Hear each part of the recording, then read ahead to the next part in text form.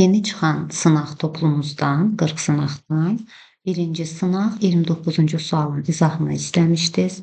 Böyük A və böyük B genləri ilişikli olan D-heterozigot genotipli boz bədən normal qanadlı drozofil milçəkləri çarpazlaşdırıldıqda alınan fərdlərin sayı 300 olmuşdur.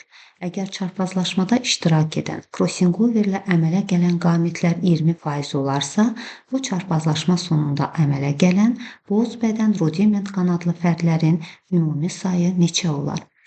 Əgər A və B genləri böyük A və böyük B genləri ilişiklidirsə, onu eyni xromosomun bir xəttin üzərində göstərirəm. Digər alternativ formaları isə digər xəttin üzərində göstərirəm. A və böyük A, kiçik A, böyük B, kiçik B. D-heterozigot fərdlər çarpazlaşdırılır.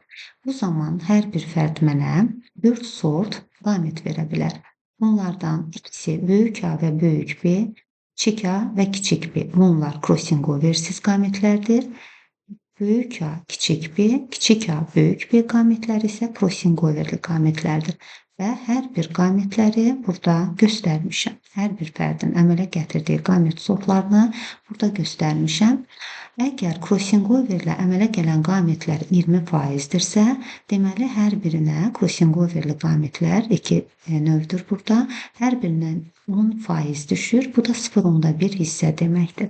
100-dən 20% getdi, qalır 80% crossingoversiz qametlərin payına. Onların da hər birinə 40% düşür. Deməli, 0,4 ehtimal da bu qametlərin əmələ gəlmə ehtimalıdır. Və mən burada boz bədən rudiment qanadlı fərdlərin əmələ gəlmə ehtimalını tapmaq istəyirəm. Boz bədən rudiment qanad bir burada əmələ gələr, böyük A, kiçik A, böyük B, kiçik B. Burada əmələ gələr, böyük A, kiçik A, kiçik B, kiçik B.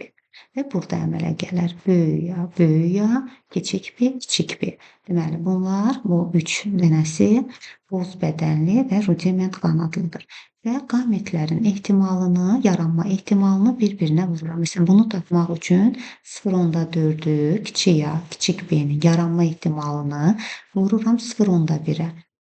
Böyük A, kiçik B-nin yaranma ehtimalını 0,4-ü 0,1-ə vuranda eləyir 0,4. Həmçinin də bunu eyni qayda ilə hesablayıram. 0,1-i vururam 0,4-ə və bu fərdin də yaranma ehtimalı 0,4-dür. Və eyni qayda ilə üçüncünü 0,1-i, yəni böyük A, kiçik B-nin qametinin yaranma ehtimalını vururam 0,1-ə. Yəni, böyük A, kiçik B qametinin yaranma ehtimalını və tapıram ki, böyük A, kiçik B, kiçik B fərdin yaranma ehtimalı 0,1-dir. Və bütün ehtimalları toplayıram. 0,4 üstəgəl 0,4 üstəgəl 0,1 mənə verir 0,9. Bu da 9% deməkdir. İndi məndən sayını istəyir. 300 fərd əmələ gəlib cəmi. Əgər 300 fərd bu 100%dirsə, bəs neçə fərd?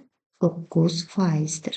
Və bu tənliyi həll eləyəndə tapıram ki, 27 fərd əmələ gəlmişdir.